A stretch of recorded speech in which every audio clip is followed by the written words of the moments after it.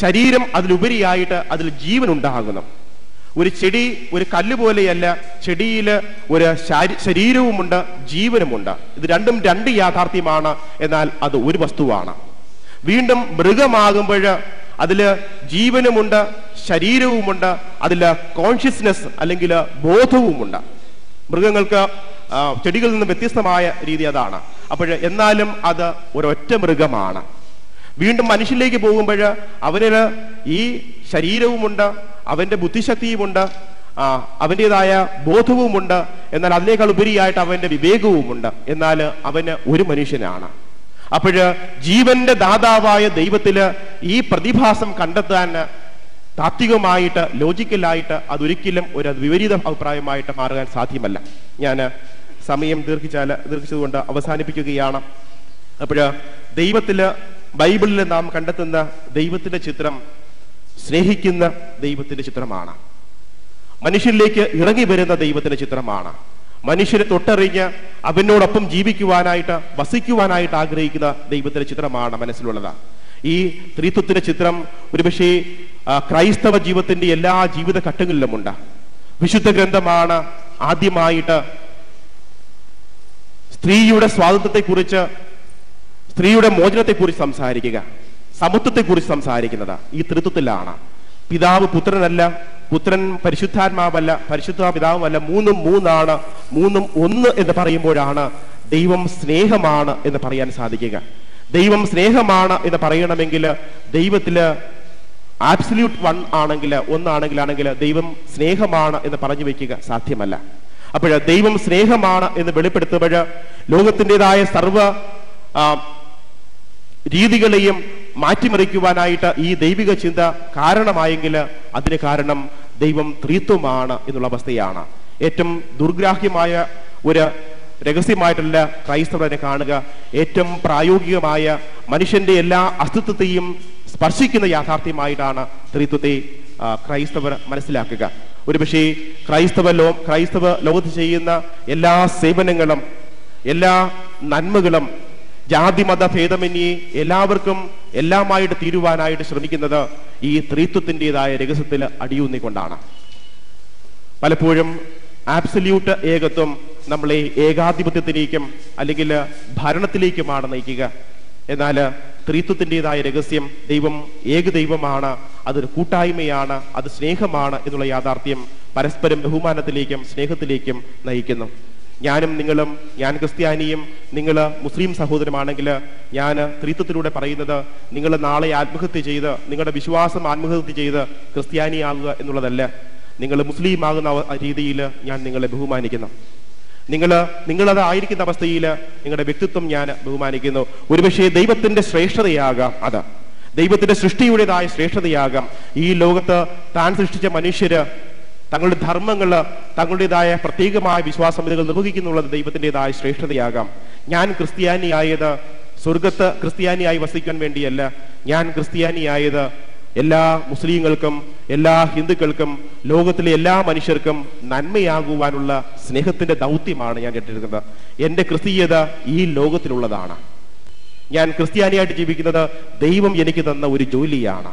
എൻ്റെ കൂട്ടായ്മയിലേക്ക് അല്ലെങ്കിൽ മതപരിവർത്തനം എന്ന് പറയുന്നത് ഈ ജോലി ഏറ്റെടുക്കാൻ നിങ്ങൾ സന്നദ്ധരാണോ എന്നുള്ള ചോദ്യം മാത്രമാണ്.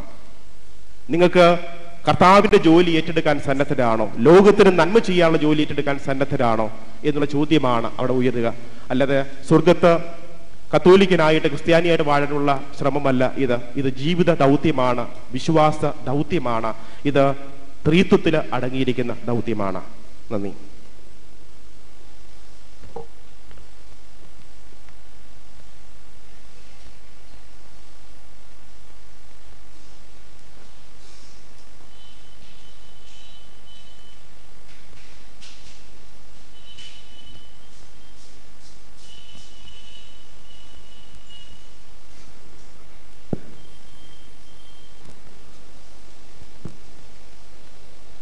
السلام عليكم ورحمة الله.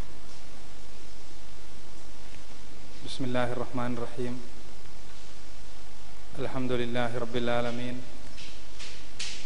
الصلاة والسلام على أشرف المرسلين وعلى آله وأصحابه أجمعين. أما بعد. أعوذ بالله من الشيطان الرجيم بسم الله الرحمن الرحيم وإن كنتم في ريب مما نزلنا على عبدنا فأتوا بسورة من مثله وادعوا شهداءكم من دون الله إن كنتم صادقين وإن لم تفعلوا ولن تفعلوا فاتقوا النار التي وقودها الناس والحجارة أعدت للكافرين. ബഹുമാനപ്പെട്ട വിശിഷ്ട വ്യക്തികളെ, പ്രിയപ്പെട്ട സഹോദരി സഹോദരന്മാരെ,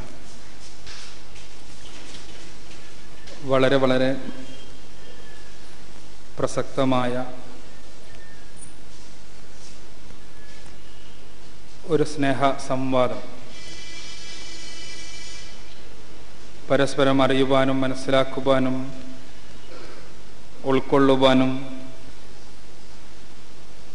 ചോദിക്കുവാനും പറയാനും മനസ്സിലാക്കുവാനുമെല്ലാമുള്ള വേദി. ഈ വേദിയിൽ ഇന്ന് ചർച്ചയ്ക്ക് വേണ്ടി തിരഞ്ഞെടുത്തിട്ടുള്ള വിഷയം ബൈബിളിൻ്റെയും ഖുർആനിൻ്റെയും ദൈവികതയാണ്. ഈ വിഷയത്തിൽ ഊന്നി നിന്നുകൊണ്ട് ബഹുമാന്യനായ ഫാദർ അദ്ദേഹത്തിൻ്റെ വിഷയം അവതരിപ്പിച്ചിരിക്കുകയാണ്. അദ്ദേഹവുമായി സ്വാഭാവികമായി ഒരു മുസ്ലിം എന്നുള്ള നിലക്ക് വിയോജിപ്പുള്ള ഒരുപാട് മേഖലകളുണ്ട്. അത് ഇൻഷാ അല്ലാഹ് സർവശക്തനായ തമ്പുരാൻ അനുഗ്രഹിക്കുമെങ്കിൽ അടുത്ത സെഷനിൽ അതിനുവേണ്ടി തന്നെ നാം ഒരു സെഷൻ നീക്കി വെച്ചിട്ടുണ്ട്. അതിൽ നമുക്ക് ചർച്ച ചെയ്യാവുന്നതാണ്. അപ്പോൾ ഇസ്ലാമികമായ പരിപ്രേക്ഷ്യത്തിൽ നിന്നുകൊണ്ട് ഈ വിഷയത്തെ നോക്കിക്കാണാൻ ശ്രമിക്കുകയാണ് ഈ അവസരത്തിൽ ഈ ഉള്ളവൻ ചെയ്യുന്നത്. ബൈബിളിൻ്റെയും ഖുർആനിൻ്റെയും ദൈവികതയാണല്ലോ വിഷയം.